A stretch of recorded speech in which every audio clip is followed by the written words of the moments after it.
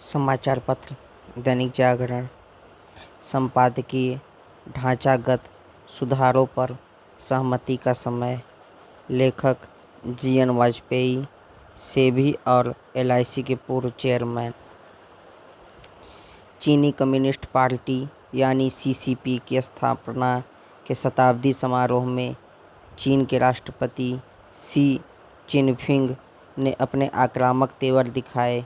ताकतवर देशों को उन्होंने जहां आंखें दिखाई, वहीं अपने पिट्ठू बन चुके देशों को एक प्रकार का लॉलीपॉप दिया। उनके इन तेवरों के पीछे चीन की अर्थव्यवस्था में आई ज़बरदस्त तेजी एक अहम ताकत है।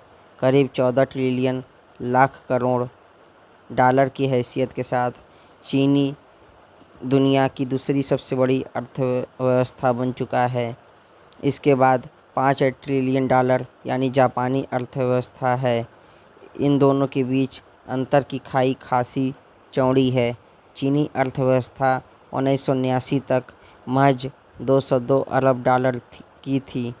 उसने 40 वर्षों में इतनी तेज़ वृद्धि की है कि भारत को देखे तो यही लगेगा कि चीन के मुकाबले हम कितना पीछे रह गए, और वह भी तब जब पिछली सदी के 90 दशक में चीन ने जब आर्थिक शुरुआत शुरू किए थे, तब भारतीय अर्थव्यवस्था उससे कहीं बेहतर स्थिति में थी। इसमें कोई संदेह नहीं कि चीन चाहता है कि भारत उसकी श्रेष्ठता को स्वीकारे, जो स्वाभिमानी भारतीय राज्य कभी स्वीकार नहीं कर सकता। समय समय पर भारत को उन छोटे देशों से भी चुनौती मिलती रहती है जिनकी न केवल सामरिक बल्कि आर्थिक मोर्चे पर भी कोई खास हैसियत नहीं है। वे इसी धारणा से भारत की परेशानियां बढ़ाने का मुगालता पाल लेते हैं कि उनकी हिचकोले खा रही अर्थव्यवस्था और कोलाहल भरे लोकतंत्र के कारण उनके मंसूबे पूरे हो जाएंगे। आर्थिक रूप से कुछ शक्तिशाली राष्ट्र भी उन्हें इसके लिए उकसाते हैं। नोबेल पुरस्कार से सम्मानित अर्थशास्त्री मैडिसन ने विश्व के आर्थिक इतिहास से जुड़ा एक अध्ययन किया है। इस अध्ययन के अनुसार 18वीं शताब्दी तक भारत दुनिया की सबसे बड़ी अर्थव्यवस्था था, जिसकी वैश्विक जीडीपी में 24% हिस्सेदारी थी। नीदरलैंड से लेकर ग्रेट ब्रिटेन तक अधिकांश यूरोपीय देशों ने भारत में धन की लालसा में ईस्ट इंडिया कंपनी स्थापित की। धन की लिप्सा ने सज्जन व्यापारियों को दुष्ट उत्पीड़कों में बदल दिया। उन्हें भारत में लूट खसोट के लिए अपने अपने देश की सरकारों से समर्थन मिला। आखिरकार उनकी राष्ट्रीय सेनाओं ने टुकड़ों में बटी भारतीय रियासतों को परास्त कर दिया। उनकी बांटो और राज करो वाली नीति और बारूद का इस्तेमाल इसमें मददगार रहे। कभी व्यापारी के रूप में आए, विजेता बन बैठे और द्वीप को अपने कब्जे में लेने के लिए एकजुट हो गए।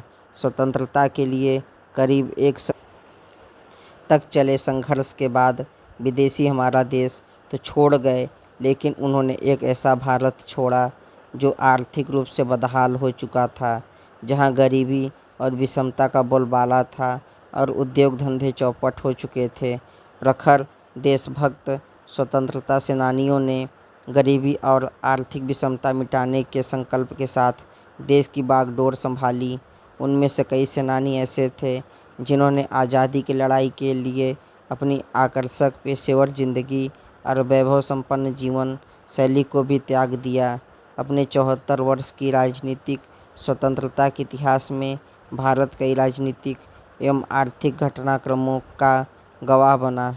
इसमें तेजी, जीडीपी प्रति व्यक्ति वृद्धि, गरीबी उन्मूलन और सियासी कामयाबियों का दौर भी रहा। इसके बावजूद भारत अभी भी परिणामोन्मुखी राष्ट्र के रूप में पहचान बनाने से दूर है। जब भी हमें कोई चुनौती मिलती है तो शक्तिशाली देशों का समर्थन लेने के लिए हमारी कूटनीतिक कवायदें यकायक तेज हो जाती हैं। हाल के दौर में मीडिया के कुछ हलकों में 30 साल पहले लाइसेंस परमिट राज्य की समाप्ति और आर्थिक सुधारों की शुरुआत से संबंधित विमर्श को धार दी गई। हालांकि इनमें से कुछ बाधाओं की कभी पूरी तरह विदाई नहीं हुई। नीति नियोजन से जुड़े कुछ लोगों ने इस दौरान यह भी स्मरण किया कि आखिर किन मोर्चों पर अवसर गंवा दिए गए। दिलचस्प यह है कि जिस दौर को उन्होंने अवसर गंवाने वाला बताया, उसी दौरान उनमें से कुछ लोग नीति निर्माण के क्षेत्र में सक्रिय भी रहे। उन्होंने ढांचागत सुधारों और देश की आर्थिक वृद्धि में निरंतर बढ़ोतरी की दिशा में कोई मदद नहीं की। असल में राजनीतिक साहस का अभाव इसकी बड़ी वजह रही। पता नहीं मतदाता इन सुधारों से होने वाली मुश्किलों को लेकर क्या प्रतिक्रिया देंगे।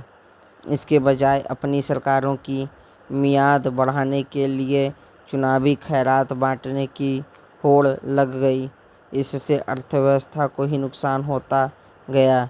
चीन सहित अधिकांश शक्तिशाली देशों ने अपनी अर्थव्यवस्था को मजबूत बनाकर, गरीबी को हटाकर और बेहतरी के व्यापक पहलुओं को स्थापित करने की प्रतिष्ठा पाई और शक्तिशाली देशों में अपनी जगह बनाई। भारत अब और इंतजार नहीं कर सकता। भूमि, श्रम और पूंजी जैसे संसाधनों का प्राथमिकता के आधार पर निर्धारण और उत्पादकता में वृद्धि से ही ऊंचा आर्थिक विकास सुनिश्चित होता है। हमारे पास पूंजी की आपूर्ति तंग है। तकनीक में भी यही स्थिति है। ऐसे में ढांचागत सुधार अनिवार्य हो गए हैं ताकि संसाधनों की गुणात्मक वृद्धि कर लाभ उठाया जा सके। लोकतंत्र में यह दोनों पक्षों के समर्थन की मांग करता है। अफसोस की बात है कि भारत में किसी आपदा या युद्ध से इतर किसी स्थिति में ऐसा समर्थन संभव नहीं दिखता। राजनीतिक लाभ विवेक पर हावी हो रहा है।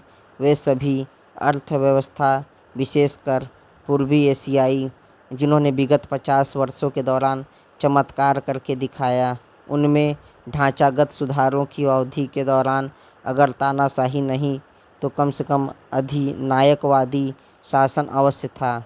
उनमें से कुछ देशों में तो अभी तक यही व्यवस्था कायम है। मैं लोकतंत्र के अतिरिक्त किसी अन्य शासन पद्धति की पैरवी नहीं करता।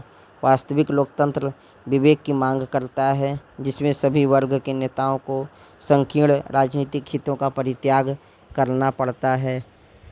उसे घपलेबाजों का विराम लगाना होता है। ऐसे में विरोध पर अड़े राजनीतिक वर्ग को मौजूदा सरकार का समर्थन करने का जज्बा दिखाना चाहिए। मतदाताओं के कोप की परवाह न करते हुए सुधारों की राह में अपनी राजनीतिक पूंजी निवेश करने का साहस दिखा रही है। चलिए ऐसे भारत के निर्माण में जुटते हैं जिस पर हम सभी हमेशा के लिए गर्व कर सकें।